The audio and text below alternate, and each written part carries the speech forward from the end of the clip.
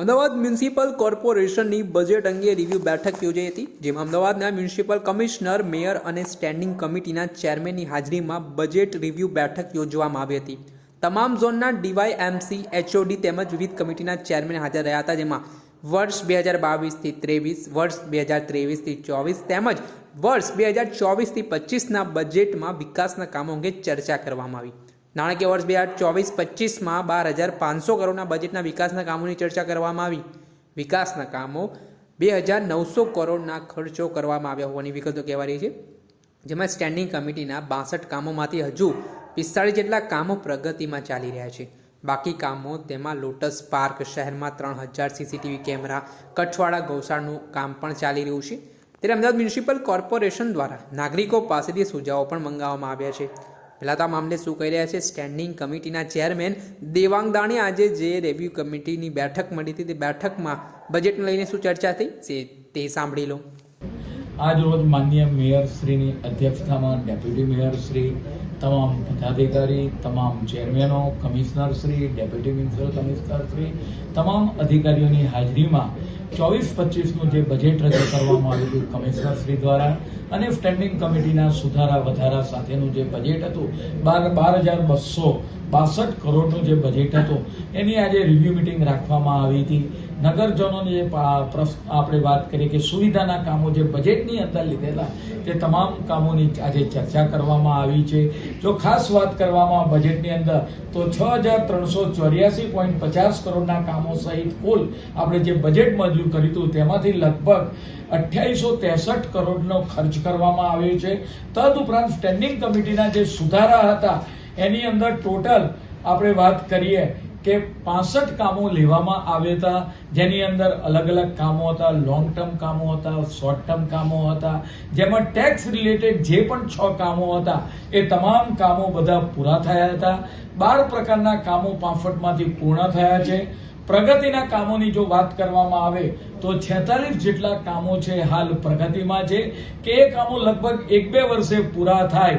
કોઈ આપણે વાત કરીએ કે લોટસ પાર્ક બનાવવાનું બજેટમાં સ્ટેન્ડિંગ બજેટમાં લીધેલું હતું, અર્બન હાઉસ બનાવવાનું બજેટમાં લીધું હતું, તો આ જે પ્રોજેક્ટો છે 2-1 વર્ષના અનુરૂપ છે. તો એ કામો આવા 46 કામો છે. લગભગ સિટીની અંદર 3,000 જેટલા કેમેરા લગાવવાના, આવા અનેક જે કામો છે વિકાસના એની સંપૂર્ણ આજે ચર્ચા કરવામાં આવી છે. અને આ કામો કેટલા ટકા પત્યા, કયા અંશે, કયા સ્ટેજે છે એની આજે ચર્ચા કરવામાં આવી છે. પરિણામે પાયાની સુવિધાના જે તમામ કામો છે, વોટર હોય, તદુપરાંત રોડ હોય, સફાઈના કામો હોય, લાઇટના કામો હોય, તેની સંપૂર્ણ ચર્ચા કરવામાં આવી છે. અને કદાચ 2-3 જે કામો હતા જે બાકી રહે છે એના ટેકનિકલ ઇવોલ્યુશનના કારણે એ કામો આવનાર સમયગાળા દરમિયાન એ કામો પણ આપણે વાત કરીએ કે ચાલુ થઈ જશે. અને આજે રોજ સ્ટેન્ડિંગ કમિટીના આપણે વાત કરીએ કે કમિશનરશ્રીનું બજેટ અને સ્ટેન્ડિંગ કમિટીના સુધારા વધારા સાથેના બજેટની આપણે વાત કરીએ કે ચર્ચા કરવામાં આવી છે. નાગરિકોના સૂચન પણ આપણે આ વખતે મંગાવેલા હતા. કયા વિભાગમાંથી કેટલા સૂચનો મળેલા છે અને કયા પ્રકારનું બજેટ અમદાવાદ શહેરના નાગરિકો હવે પછી કોર્પોરેશન પાસેથી ઈચ્છી રહ્યા છે? દર વર્ષે જ્યારે બજેટની તૈયારી આવે, કોર્પોરેશન દ્વારા જાન્યુઆરી-ફેબ્રુઆરી મહિનાની અંદર બજેટ ડિક્લેર કરવામાં આવતું હોય છે, તેમાં નગરજનો પણ જોડાય તે માટે પેપરના માધ્યમથી મેલ દ્વારા એ લોકો પાસે સૂચનો માંગવામાં આવતા હોય છે.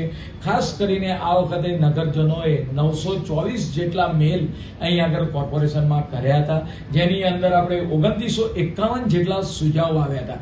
એમાંથી 70% જે સુઝાવ છે એ લગભગ એ આપણે પ્રાથમિક સુવિધા, નળ, ગટર, પાણી, રસ્તા, લગભગ 2019 જેટલા આપણે મેન્ડેટરી ઓબ્લિટરી સુધારાના સૂચનો હતા પબ્લિક તરફથી, જેની ટકાવારી ગણવામાં આવે તો 70% થાય છે. કોર્પોરેશન દ્વારા નોન મેન્ડેટરી સેવા પણ પૂરી પાડવામાં આવતી હોય છે, જેવી કે સ્વિમિંગ પુલ હોય, જીમ હોય, લાઇબ્રેરી હોય. આવી જે સુવિધા છે એના માટે લગભગ 784 જેટલા સુઝાવ આવ્યા હતા. એ 26.57 એની જો ટકાવારી ગણવામાં આવે તો રેવન્યુ કરવા માટે પણ લોકોના સુઝાવ કોર્પોરેશનને મળ્યા છે. 10 જેટલા સુઝાવ મળ્યા છે અને સર્વિસ ઇમ્પ્રૂવ કરવા માટે કોર્પોરેશન દ્વારા જે સર્વિસ પૂરી પાડવામાં આવે છે, ત્વરિત ગતિએ જે આપણે કાર્યવાહી કરવામાં આવે છે, એ સર્વિસ ઇમ્પ્રૂવ માટે પણ ઘણા લોકોએ 138 લોકોએ એના પણ સજેશન કર્યા હતા.